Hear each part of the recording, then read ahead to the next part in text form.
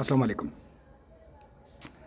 कल मैं अर्ज़ कर रहा था कि मिस्री सिस्टम और कोमेनू का सिस्टम ये मिलते जुलते थे। इससे मेरी मुराद सियासी सिस्टम नहीं, सियासी सिस्टम इनका तब्दील था, मुख्तलिफ था। लेकिन अगर आप देखें तो मिस्र में हुक्मरान तबका गैर मिस्री, मंदिर के पुरोहित पुजारी गैर मिस्री, मंदिर जो असल में अलूम की यूनिवर्सिटियाँ थीं जहाँ बच्चों को ला के ख़रीदा जाता था, यानी गैर मिस्री बच्चों को, ग़ुलाम बच्चों को, दूसरे इलाकों से लाए हुए बच्चों को, और फिर उन्हें उन मंदिरों के तहखानों में भेज दिया जाता था जहाँ से वो अलूम सीखते थे। और मिस्र का कानून ये था कि कोई गैर मुल्की यानी कोई गैर मिस्री मिस्र से बाहर नहीं जा सकता। तो इस वजह से ताकि इनके ये अलूम जो हैं ये इन तक ही महदूद रहें, क्योंकि किसी मिस्री को इन अलूम तक रसाई हासिल न थी। ये सिर्फ मंदिर के जो मुतल्लिक लोग थे वही ये अलूम हासिल करते थे, और वो बड़े बड़े आलिम थे और वही सारा निज़ाम कंट्रोल करते थे। एक किस्म की एस्टेब्लिशमेंट वही थे, निज़ाम हुकूमत वही चलाते थे। अब यहाँ पे अबुल होल के मुजस्मे को देख लें तो उसका भी वैसे ही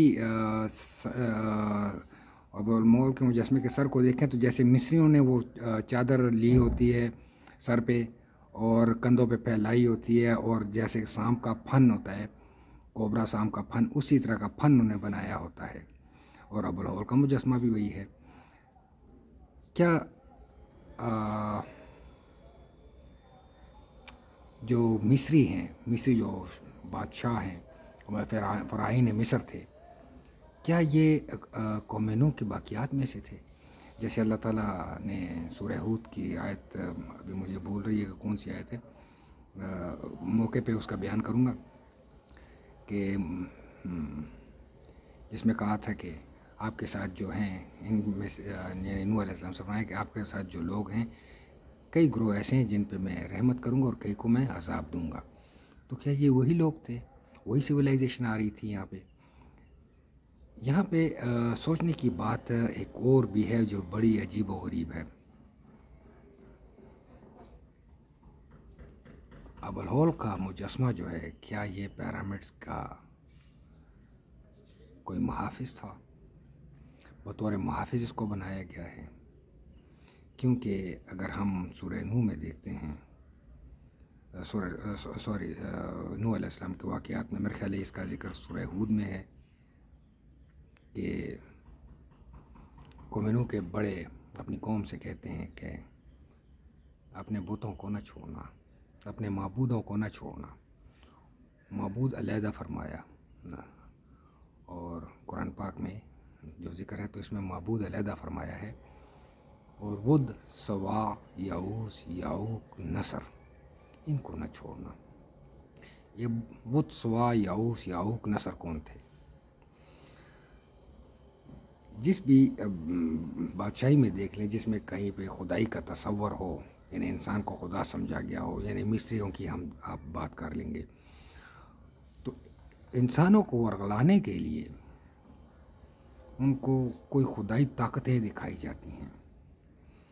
जैसे मैखुम वाला फ़िरौन ओबलिसिक की वजह से वो मौसम कंट्रोल करता था, बारिशें कंट्रोल करता था। जैसे हज़रत उमर रज़ी अल्लाह तआला अन्हु के वाक़े में भी है कि हज़रत को ख़त लिखा गया कि मिस्री कुर्बानी देना चाहते हैं लड़की की, तो आपने उमर बिन आस रज़ी अल्लाह तआला अन्हु को एक ख़त लिखा और एक ख़त दरिया नील को लिखा कि अगर तुम अल्लाह के हुक्म से चलते हो तो जारी रहो, उसका मिज़न आपको पता ही है। तो उसके बाद वो दरिया चलने लग पड़ा। क्या फ़िरौनों के बाद जो कोई शयातीन बच गए थे जो इंसानों को गुमराह रखने के लिए बारिशें अपने कंट्रोल में करते थे, और हज़रत उमर फ़ारूक रज़ी अल्लाह तआला अन्हु के ख़त की वजह से उनका वो सिस्टम जो है वो ख़त्म हो गया।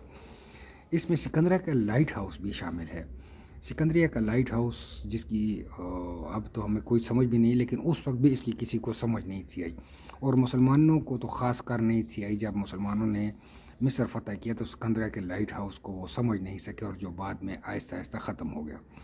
لائٹ ہاؤس جو سکندریہ کے ایک اونچے مقام پہ تھا، جو سمندری جہازوں کی رہنمائی کے لیے لائٹ تعمیر کیا گیا تھا، تو وہ کوئی عجوبہ ہی تھا، کوئی شمسی توانائی سے وہ چلتا تھا۔ اب وہ دن کو وہ انرجی سٹور کر لیتا اور رات کو وہ گلو کرتا تھا۔ تو یہ سکندریہ لائٹ ہاؤس جو ہے، یہ جو ہیروڈوٹس نے جو 7 عجوبے لکھے تھے، جس میں ایک مصر اور ایک سکندریہ کا لائٹ ہاؤس بھی تھا، مصر کے اہرام۔ تو سکندریہ کا لائٹ ہاؤس تو ختم ہو چکا ہے، اب صرف مصر کے اہرام رہ گئے ہیں۔ اسی طرح اب ہم آتے ہیں کہ جیسے فرمایا قرآن پاک میں، ارشاد پاک ہے کہ اپنے خداؤں کو نہ چھوڑنا اور نہ ود، سوا، یعوث، یعوق، نصر کو چھوڑنا۔ گزشتہ ویڈیو میں نے جیسے کہا تھا کہ ابوالہول کے مجسمے کے کان کے پاس ایک سوراخ ہے۔ تو اگر آپ پراوین موہن کی وہ ویڈیوز دیکھیں جو میں پچھلی ویڈیو میں کہیں شیئر کر چکا ہوں، جس میں وہ مندر میں جو مورتیاں ہیں تو وہ دکھا رہی ہیں کہ ان کے کان کے پاس جو ہے، ایک تو ان کے سر نکلے ہوئے تھے، ایلنگویٹڈ اسکل، اور ایک ان کے کان کے نیچے سوراخ تھے۔ کیا یہ کوئی ایسی اسپیشی تھی، موڈیفائڈ اسپیشیز، یعنی کوئی ریپٹائلین کی کوئی ان کے ساتھ ڈی این اے مکس کر دیا گیا تھا؟ کیا ابوالہول میں بھی کوئی ریپٹائلین مکس کر دیا گیا تھا؟ کیا یہ ابوالہول جو ہے یہ ان ود، سوا، یعوث، یعوق، نصر میں سے کوئی چیز تھا؟ کیونکہ ان بتوں کی خدائی کو بھی قائم کرنے کے لیے ان کو کوئی نہ کوئی معجزات تو دکھانے تھے۔ کیا یہ ود، سوا، یعوث، یعوق، نصر، کیا یہ موڈیفائڈ سپیشیز تھے، ڈی این اے موڈیفائڈ سپیشیز، جیسے آدھا شیر اور سارے انسان کا، اور کوئی میوٹنٹ قسم کی چیز بھی ہوں گے، مہرالعقول کارنامے بھی انجام دیتے ہوں گے؟ تو اسی لیے جو قوم نوح تھی وہ ان کی وجہ سے بتوں کی خدائی مانتے تھے کہ اپنے خداؤں کو بھی نہ چھوڑنا، اور نہ ود، سوا، یعوث، یعوق، نصر کو چھوڑنا۔ کیا قوم نوح نے جب اس کو تعمیر کیا تو ابوالہول کا مجسمہ حفاظت کے لیے ساتھ لگا دیا گیا، اپنی قوم کو پہ اس خداؤں کا جو برتری ہے اس کا تصور غالب رکھنے کے لیے؟ اور دوسرا، جیسے میں کہہ رہا تھا کہ جیسے مصر میں عام لوگ جو تھے وہ علم سے بہراور نہیں تھے، قبطی، وہ علم سے ان کو دور ہی رکھا جاتا تھا، اور مصری خود علوم میں بہت زیادہ آگے تھے، یہاں تک کہ ان کے جو باہر دوسرے ممالک پہ تو انہوں نے قبضے کرنے نہیں تھے ہوتے، ان کا سسٹم ہی ایسا تھا۔ تو جو قبطی تھے ان کے ہتھیار پیتل کے ہوتے تھے، جبکہ مصری جو تھے وہ لوہے سے باخبر تھے، بلکہ کچھ زیادہ ہی باخبر تھے۔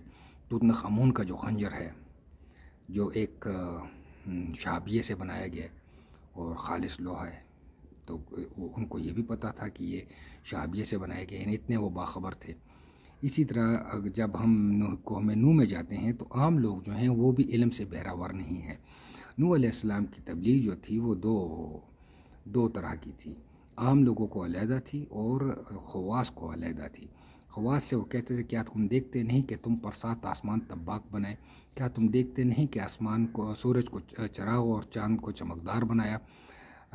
کیا تم دیکھتے نہیں کہ تمہیں کس طرح زمین سے اگایا اور طرح طرح سے بنایا؟ یعنی وہ انسانی بنیاد تک وہ پہنچ گئے تھے، جہاں تک وہ پہنچے تھے وہاں تک وہ بیان کرتے تھے، وہ نشانیاں دیتے تھے، اور عام لوگوں سے کہتے تھے کہ تمہارے لیے بارش برسائے گا، نہریں نکالے گا۔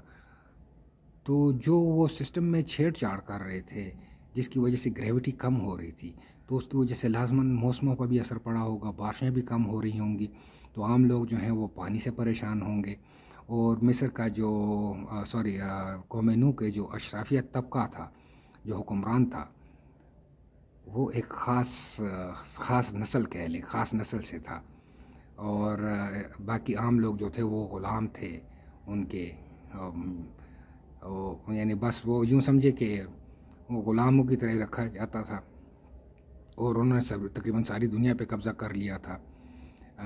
اس پہ انشاءاللہ تعالی جب قوم نوح پہ بات کریں گے تو اس پہ ڈیٹیل میں بات کریں گے۔ السلام علیکم۔